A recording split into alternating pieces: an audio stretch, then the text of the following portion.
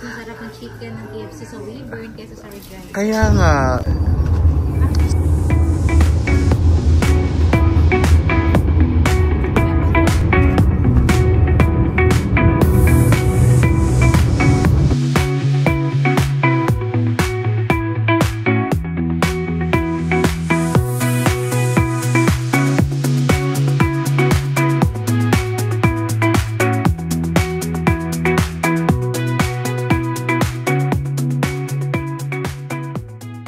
Gosh, we're almost at KFC.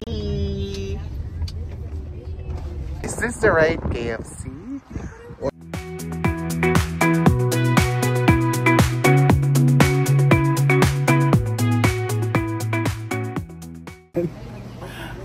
Hi guys, welcome back to my channel. My name is Vittoria Vida and you are watching Vittoria Vida TV.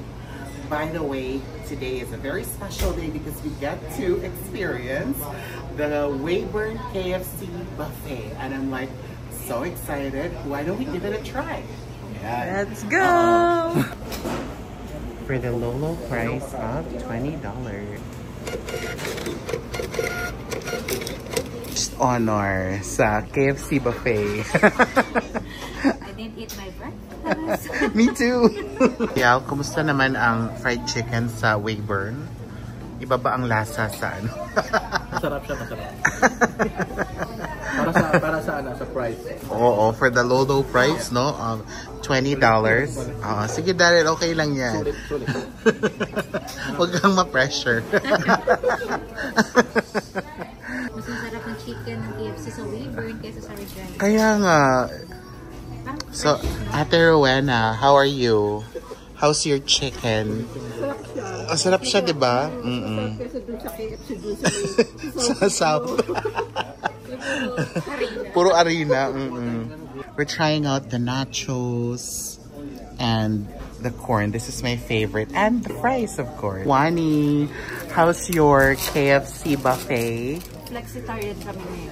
Ay, wow. Yes. You got chicken and broccoli. Ayan. Si Daryl ang super healthy. Puro healthy ang kinuha. Diba? Versus Princess. Carbs overload.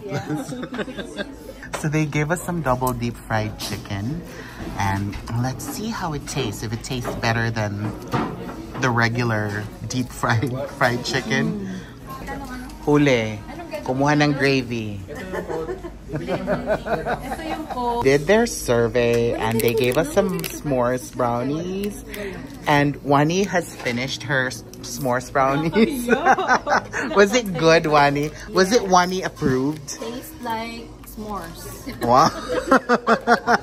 Because it's a s'mores brownie. So mukhang happy naman kayo. I think you guys are happy. Happy tummies. Ayan. Ha? Oh! Nag-usap ba kayo? The boys are wearing terno-terno with their outfit. I'm having brown sugar iced latte. And Princess is having a warm drink on a warm day. She's having, ano yun? Green tea. Oh. I feel cold. On a warm day, it's still cold. I can't believe it. It's so rural out here. Look, but they also have a Marks. And they even have a Coast Hotel.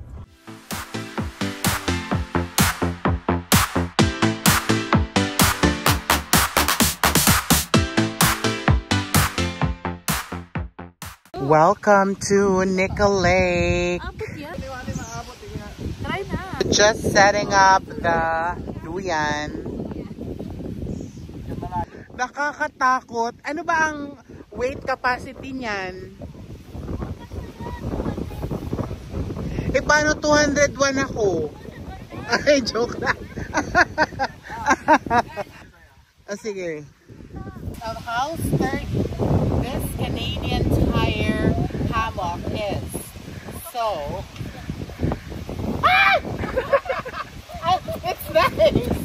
Oh my gosh, it's so relaxing. lake. Ang ganda. Dahil ang ganda. Makakalimutan mong bigla kang sumakses. Step by the step ka nang mag-success. Ang ganda. Gusto ko din ang ganito. I think the challenge here is makakatayo pa ba ako?